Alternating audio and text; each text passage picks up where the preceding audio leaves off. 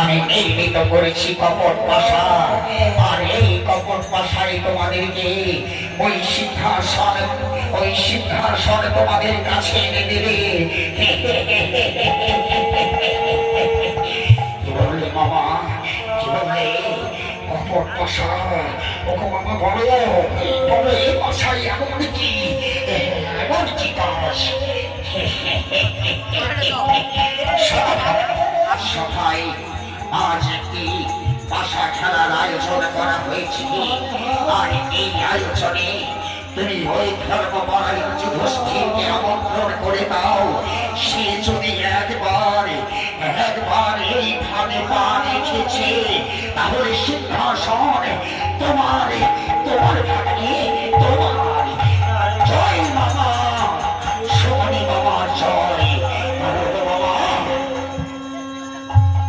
এই পাশা সত্যি কি আমাদের দিকে জয় হবে মামা?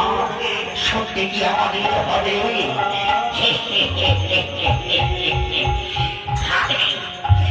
এই পাশাকে আমি নিজের হাতে নির্মিত করেছি, আর এই পাশা আমার কথা শুনবে না। এটা তুমি মনে ভেবো না ভাগ্নি, এই পাশা আমার কথা শুনবে না, এটা তুমি মনে ভেবো না।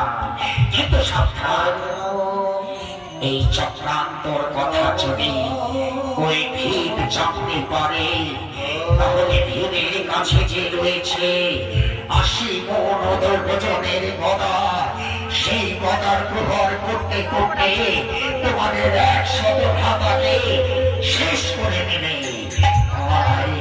খুব সাবধান ভাগ্নি, খুব সাবধান।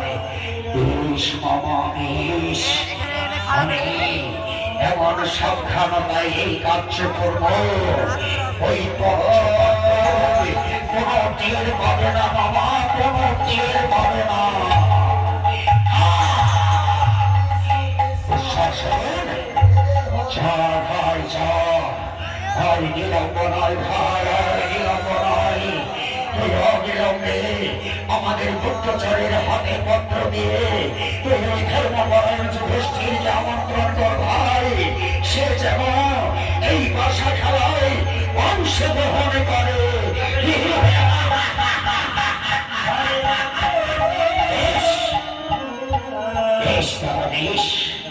আমি যাচ্ছি দাদা, এই মুহূর্তে আমি ছুটে যাচ্ছি।